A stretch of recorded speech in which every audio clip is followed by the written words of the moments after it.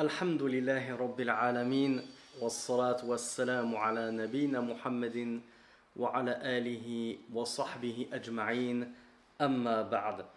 On se retrouve avec le hadith numéro 21 qui est rapporté par Abi Amr وقيل أبي عمرو سفيان ibn Abdullah رضي الله عنه qui a dit قال قلت يا رسول الله قل لي في الإسلام قولا لا أسأل عنه أحدا غيرك.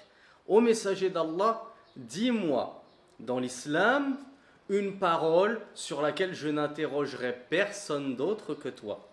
Le messager d'Allah sallallahu alayhi wa ala alihi wa sallam lui a répondu قل آمنت بالله ثم استقم. Et lui a dit, dis, j'ai cru en Allah, puis tiens-toi droit, tiens-toi dans la rectitude dans ta religion. Et le hadith, il est rapporté par l'imam Muslim, il est donc authentique. Premièrement, Cheikh Abdul Muhsin al-Abbad, hafidhahullah, nous dit Ashabu Rasulillah sallallahu alayhi wa ala alihi wa sallam wa ridwanullahi alayhim ashaddu an-nasi hirsan ala ma'rifati ad-din. Les compagnons du messager d'Allah sallallahu alayhi wa ala alihi wa sallam étaient les plus vifs des gens et les plus enjoués des gens et les plus promptes des gens à étudier leur religion et à connaître leur religion. Ils étaient toujours là à poser des questions utiles, intelligentes, perspicaces au messager d'Allah sallallahu alayhi wa sallam afin de progresser dans leur religion.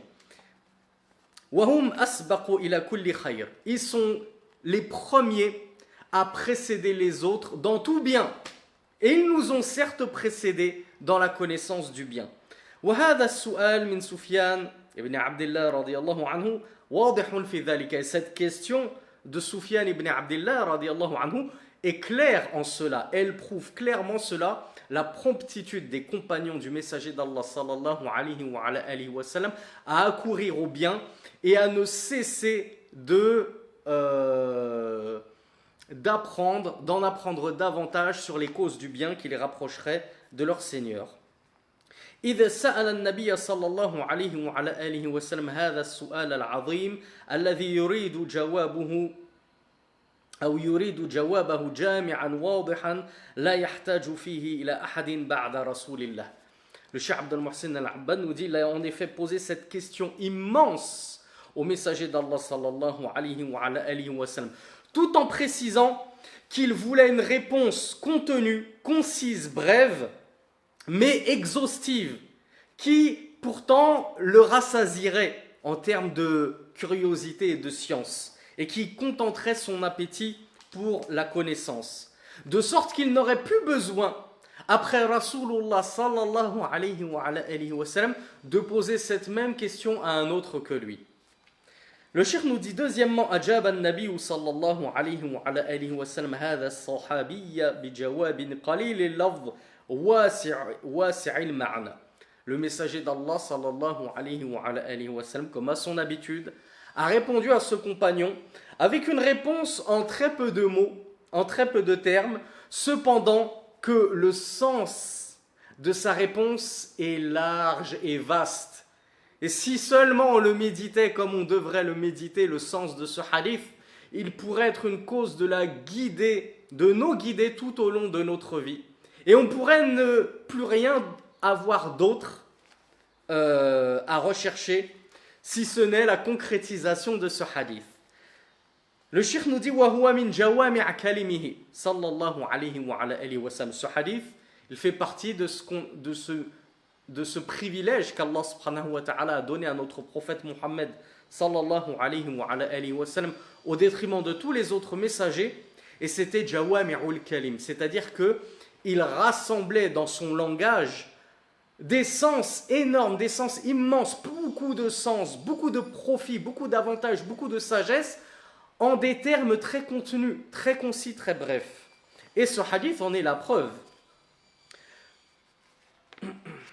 Donc, قُلْ آمَنْتُ بِاللَّهِ ثُمَّ اسْتَقِمْ, dis, j'ai cru en Allah, puis tiens-toi droit. Le cheikh nous dit فَأَمَرَهُ أن ينطق بلسانه بإيمان الله الشامل للإيمان به سبحانه وتعالى.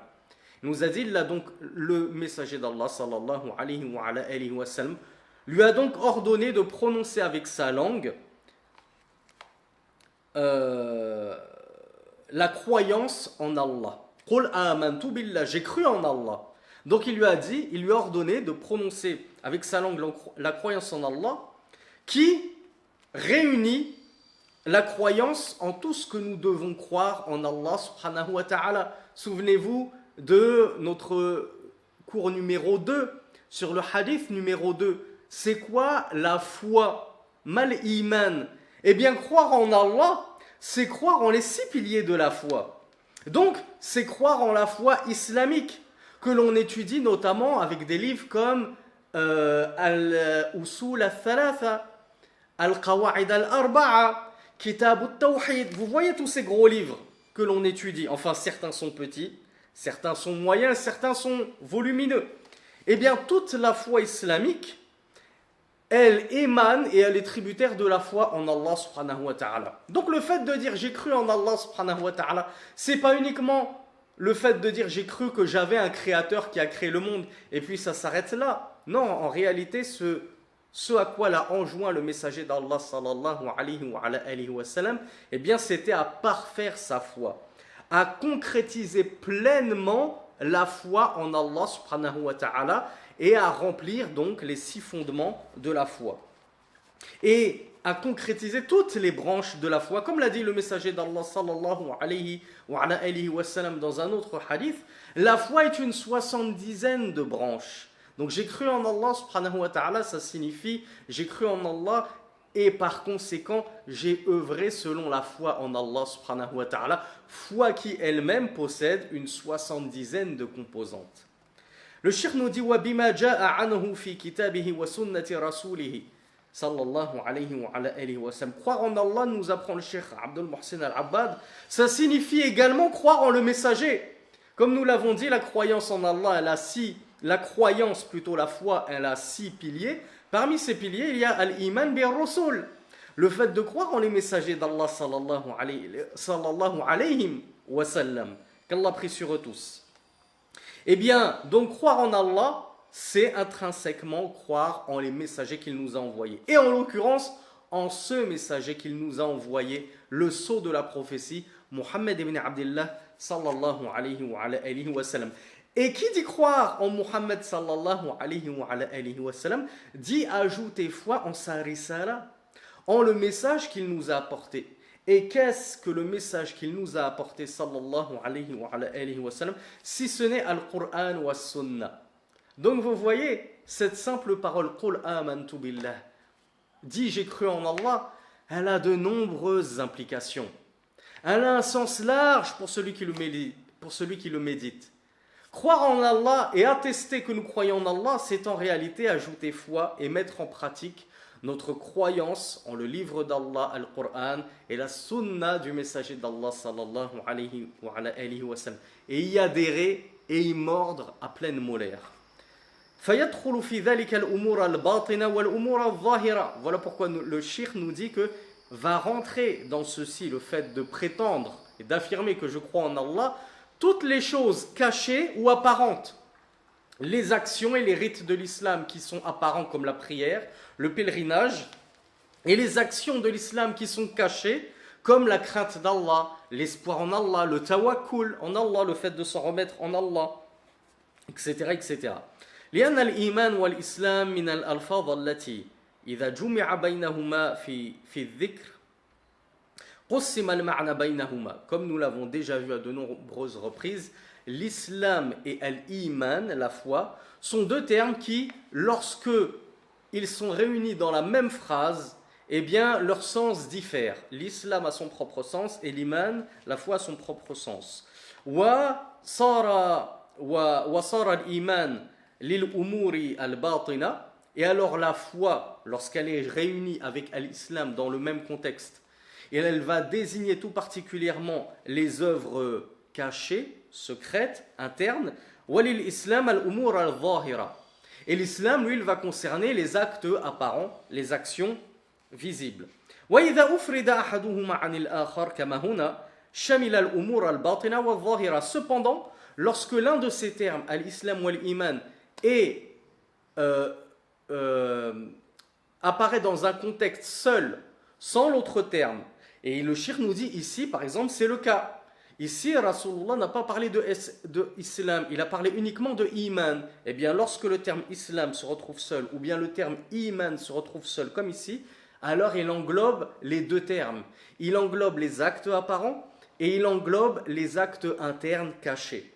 Donc, le shirk nous explique que ici, lorsque je dis Amantu billah, c'est-à-dire j'ajoute foi en Allah, eh bien, cette foi, elle va contenir aussi bien les actes cachés comme la crainte en Allah, l'espoir en Allah, fait de s'en remettre en Allah subhanahu wa ta'ala, et elle va embrasser aussi les actes et les rites apparents. Donc j'ai foi en Allah, ça veut dire je fais ma prière, je donne ma zakat, je jeûne Ramadan, je pars au pèlerinage, j'honore mes parents, je me comporte bien envers mon épouse, j'éduque correctement mes enfants, etc., etc. Donc vous voyez, Qul amantu billah. Rasulullah il lui a juste dit, j'ai cru en Allah, mais cette simple parole en apparence renferme énormément de sens et d'implications. Jawami'ul kalim. Le cheikh nous dit wa ba'da imanihi wa yaqinihi wa thabatihi umira bil istiqamati ala hadha al haqq wal huda wal istimrari ala dhalika. Et le cheikh nous dit, après lui avoir enjoint la foi en Allah, qui implique tout ce que nous avons vu, et qui implique al-yaqin, la certitude. Avoir foi en Allah, c'est avoir la certitude d'Allah subhanahu wa ta'ala. Wa thabat, et persister là-dessus. C'est pas j'ai foi en Allah un jour et le lendemain je sors de cette foi, ou bien je commence à douter d'Allah. Je doute de tout ce qui me rapproche d'Allah, je commence à douter de la sunna. Est-ce que je peux réellement, oui ou non, ajouter foi en la sunna qui se trouve dans Bukhari et Muslim, comme le font les coranistes, qui ont tellement douté à ce sujet qu'ils l'ont même rejeté complètement. Eh bien, le cheikh nous dit, après nous avoir enjoint à croire en Allah de manière solide, ferme, sans vaciller là-dessus, eh bien, il a ordonné à ce compagnon al-istiqama ala hadha al-haq, de se tenir droit sur cette vérité qu'est l'islam et la foi en Allah subhanahu wa ta'ala, de se tenir sur la rectitude, de la guider du Coran et de la Sunna, et de persister là-dessus, c'est-à-dire de persister là-dessus jusqu'à ton dernier souffle et jusqu'à ta rencontre avec ton Créateur et ton Seigneur. Comme nous le dit Allah subhanahu wa ta'ala dans le Coran, Ya ayyuhalladhina amanu taqullaha haqqa tuqatihi wa la tamutunna illa wa antum muslimun.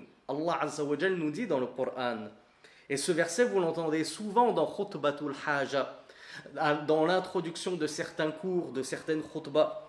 Allah nous dit, oh vous qui avez cru, craignez Allah d'une véritable crainte, c'est-à-dire craignez Allah comme il mérite d'être craint, comme il est digne d'être craint, et ne mourrez certes qu'en étant musulman.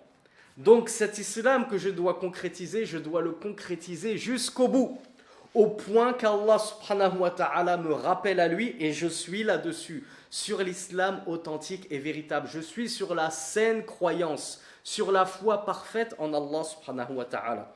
Je ne dois pas donc craindre Allah un moment dans ma vie, et puis je dévie, au point que lorsqu'Allah subhanahu wa ta'ala me rappelle à lui, il me rappelle dans un état, une situation sur laquelle je suis blâmable, parce que j'ai cessé de le craindre comme il le méritait. Et je n'ai pas suivi cette istiqama dont m'a parlé le messager d'Allah sallallahu alayhi wa sallam. Je ne me suis pas tenu droit jusqu'au bout sur le droit chemin, mais j'ai dévié à un moment donné. Je suis tombé soit dans les hérésies, dans la croyance, soit dans les bid'a, les innovations, dans les pratiques religieuses, etc. etc. Donc le shir nous dit وَلَا تَمُوتُنَّ إِلَّا وَأَنْتُمْ مُسْلِمُونَ أي دوموا على طاعة الله وطاعة رسوله.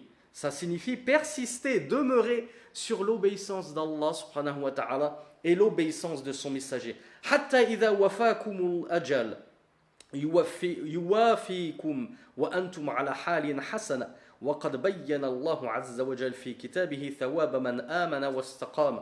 Donc le cheikh nous dit, persistez sur l'obéissance d'Allah et de son messager jusqu'à ce que la mort ne vous rattrape, tandis que vous êtes dans cette situation-là, dans un bon état, un état qu'Allah subhanahu wa ta'ala agrée et est satisfait de vous et de cet état.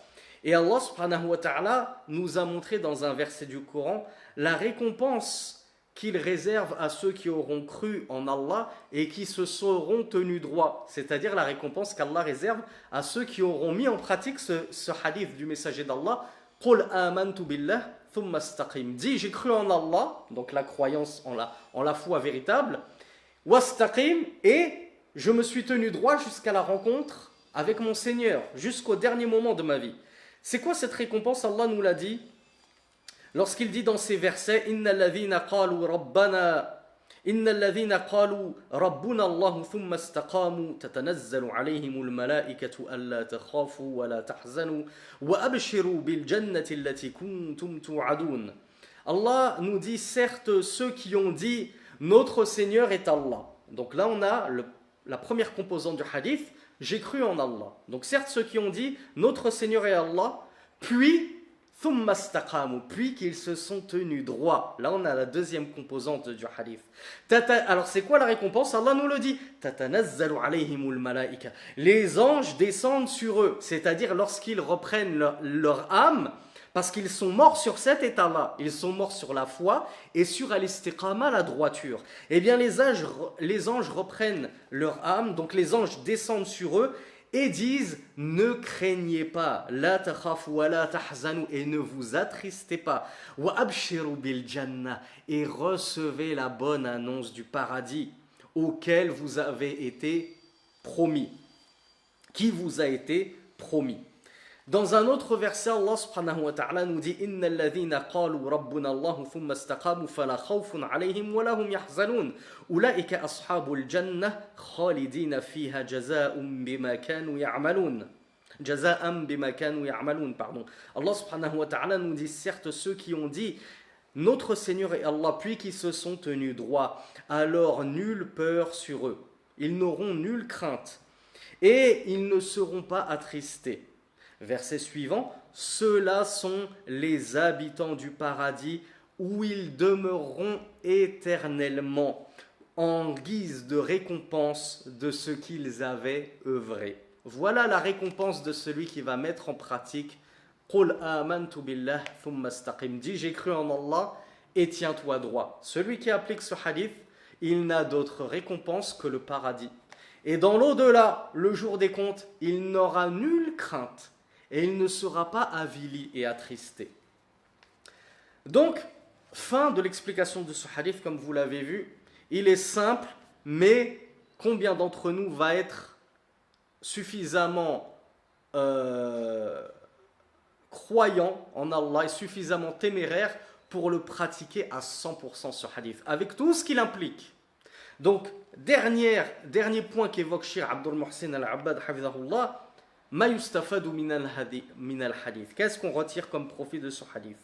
Il nous a dit premièrement, hirsus sahabati ala as-su'ali an umuri dinihim. Premièrement, on a vu la vivacité et l'entrain et l'empressement des compagnons à questionner au sujet des affaires de leur religion, et notamment des choses bénéfiques de leur religion. Et non pas, comme certains questionnent les chouyours, comment s'appelle la femme de Iblis, de Satan, comment s'appellent les enfants de Satan. À quoi ça va te servir tout ça, Akhi? Il y a des questions capitales que tu ne t'es jamais posées dans ta religion, et tu viens embêter les savants avec des questions dont la réponse ne te fera pas évoluer dans ta pratique religieuse et ne te rapprochera pas d'Allah subhanahu wa ta'ala. Deuxièmement, husnu su'ali min Sufyan ibn Abdullah ad-dali ala kamali aqlihi wa raghbatihi fil wasiyyati al-jami'a. On a vu la bonne question, la question perspicace qu'a posée Sufyan ibn Abdullah radiyallahu anhu. Ce n'est pas une question anodine, c'est une question très perspicace, très importante, capitale et fondamentale, qui prouve, nous dit Cheikh Abdel Mohsin Al-Abbad, la perfection de sa sagacité, la perfection de son intelligence. Les compagnons du messager d'Allah, Ridwanullahi alayhim, ce sont des hommes qu'Allah a choisis pour tenir compagnie à son messager. Il les a choisis parmi l'élite de l'élite, la crème de la crème. C'était des gens intelligents, perspicaces. Troisièmement, al-iman billah wa ma ja'a fi kitabihi wa sunnati rasulih. Nous avons vu dans ce hadith l'importance de la foi en Allah, qui est non seulement la croyance en Allah, bien sûr, mais pas que. C'est aussi la croyance en le livre d'Allah et la croyance en le prophète d'Allah, Muhammad sallallahu alayhi wa sallam, et la sunna du messager d'Allah sallallahu alayhi wa sallam. Et enfin, mulazamatul istiqamati ala al-haqq wal huda hatta bulugh al-ajal. Et enfin, le dernier profit que nous avons vu de ce hadith, c'est de se tenir droit à l'istiqama, se tenir sur la rectitude dans sa religion jusqu'à notre mort, jusqu'à ce qu'Allah subhanahu wa ta'ala nous reprenne notre âme. Hadha wallahu a'lam wa sallallahu ala nabiyyina Muhammad subhanaka Allahumma wa bihamdik ashhadu an la ilaha illa ant astaghfiruka wa atubu ilayk wassalamu alaykum wa rahmatullahi wa barakatuh wa akhiru da'wana anil hamdulillahi rabbil alamin.